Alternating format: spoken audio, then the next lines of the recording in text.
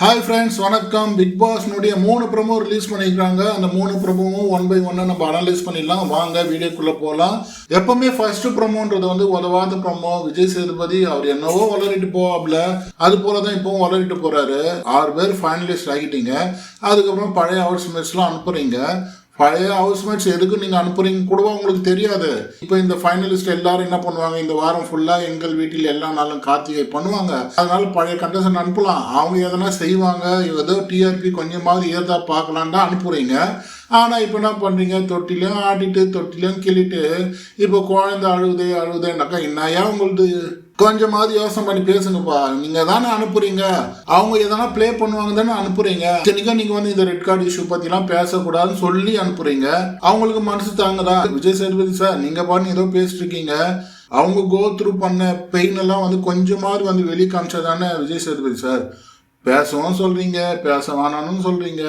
கடைசியில் ஒரு டைலாக் சொல்றாரு, வெளியிலிருந்து வந்தவங்களுடைய கணக்கு தான் என்ன அப்படின்னு கேட்குறாரு. அவங்க கணக்கெல்லாம் சொல்லுவாங்க, அதுக்கெல்லாம் நீங்கள் பதில் சொல்றதுக்கு ரெடியா?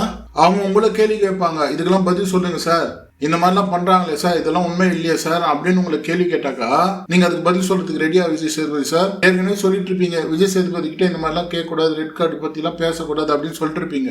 ரெண்டாவது ப்ரோமோ பத்தி பார்த்தலாம். கானா வினோத்தை கூப்பிட்டு ஸ்டேஜ்ல பெருமைப்படுத்துறாங்க. இவ்வளவு நாள் நீங்க விளையாடிக்கிறீங்க, உங்களுக்கு இது கூட பண்ணலன்னா எப்படி அப்படின்னு சொல்லிட்டு வினோத் வந்து தெளிவா சொல்றாருங்க, இந்த பணப்பெட்டி எடுத்ததுக்கு நான் தான் காரணம், எனக்கு இதுவே போதும், இதுக்கு மேல எனக்கு தேவையில்லை, யாரும் என்னை வந்து பணப்பெட்டி எடுக்க சொல்லலை, நானாக தான் எடுத்தேன், என்னுடைய சுய அறிவோடு தான் எடுத்தேன், சுய நினைவோடு தான் எடுத்தேன் அப்படின்னு சொல்லிட்டு எல்லார்கிட்டையும் சொல்றாரு. ஸ்டேஜில் சொல்றாப்புல வினோத் வந்து ஒரு எமோஷனான ஒரு மூமெண்ட் கிரியேட் பண்றாப்புல.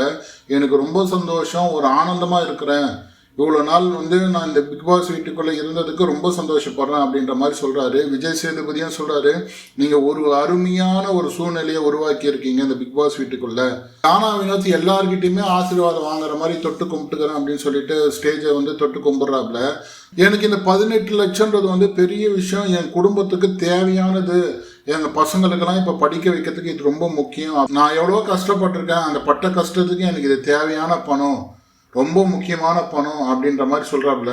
நான் உண்மையாகவும் சொல்றேன், நான் நிஜமாவே சொல்றேன், இந்த பணப்பெட்டி எடுக்கிறதுக்கு என்னை யாரும் நிர்பந்திக்கல, நானாக தான் எடுத்தேன் அப்படின்ற மாதிரி மக்கள் கிட்ட சொல்றாப்புல.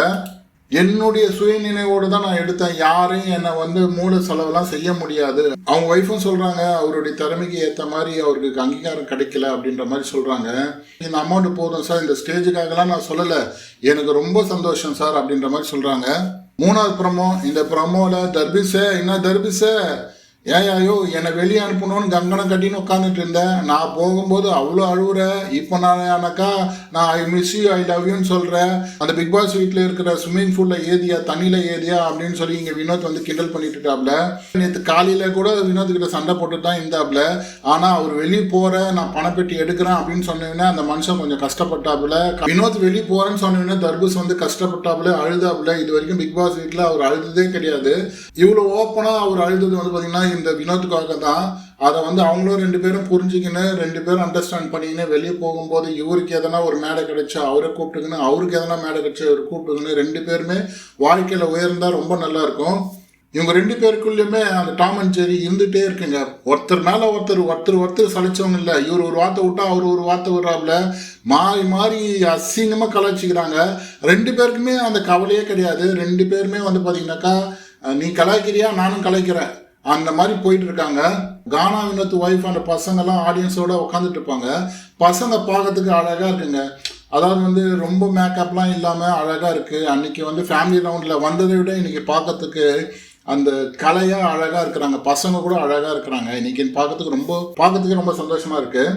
விஜய் சேதுபதி சொல்கிறாப்புல, ஏயோ அல்வா கொடுத்தது மேட்ரு இல்லை, நீ அல்வா கொடுத்தேன்னு சொல்கிற பத்தியா, ஒத்துக்கிற பத்தியா, உனக்கு பெரிய மனசு வேணையா? வினோத்துக்கு கூலிங் கிளாஸ்லாம் மாட்டி விடுறாரு. அது எப்படியே இருக்குங்க, நல்ல அமௌண்ட்டு தான், ஏன்னா குவாலிட்டியாக இருக்கும், ஒரிஜினலாக இருக்கும். விஜய் சேதுபதி வச்சு ஒரு லைன் பாடுறாப்புல, எனக்கு விஜய் சேதுபதிக்கெலாம் அதெல்லாம் ஒர்த்து கிடையாது. விஜய் சேதுபதி ஒன்றும் அவ்வளோ கரெக்டான தீர்ப்புலாம் வழங்கலை, அவரும் முன்ன பின்ன தான் வழங்கியிருக்காரு. அப்படியாப்பட்ட கமல்ஹாசனே சில நேரத்தில் சறுக்கியிருக்காரு. இவரெல்லாம் ஏமாத்திரம். இந்த பாட்டு பாடுற அளவுக்கு அவருக்கெல்லாம் வந்து பார்த்தீங்கன்னாக்கா ஒர்த்து கிடையாது. இன்னைக்கு வந்து 3 ப்ரோமோவில் நம்ம இப்போ அனலைஸ் பண்ணியிருக்கோம். நம்ம சேனலில் கொஞ்சம் சப்ஸ்கிரைப் பண்ணுங்கள், லைக் அண்ட் ஷேர் பண்ணுங்கள். பிடிச்சிருந்தா சப்ஸ்கிரைப் பண்ணுங்கள், லைக் ஷேர் பண்ணுங்கள், கமெண்ட் பண்ணுங்கள் மக்களே. நன்றி, வணக்கம்.